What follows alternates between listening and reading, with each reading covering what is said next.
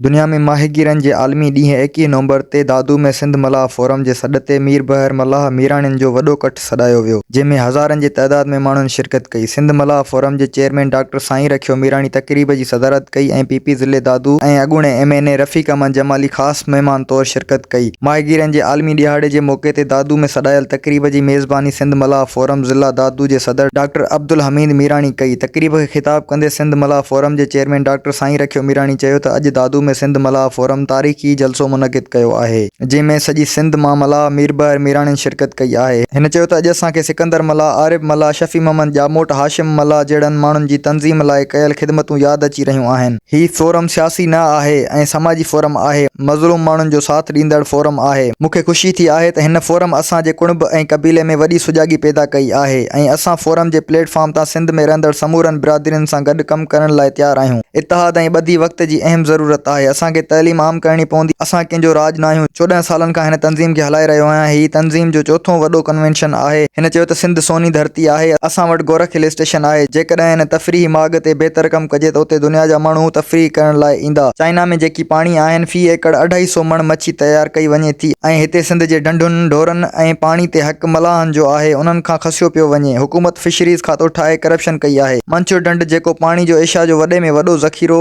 आहे, पर उते मलाहनि खे का बि सहूलियत मुहैया न आहे। मोरडो मीरबर असांजी तारीख़ आहे। मुअनि जो दड़ो में असांजी तारीख़ दफ़न आहे। उन मौक़े ते हिन वधीक चयो त सिंध मलाह फोरम सॼे सिंध में मलाहनि जे मसइले जे हल लाइ जिदोजहद तेज़ कंदी। अली रज़ा चन्ना, इबरत न्यूज़, दादू।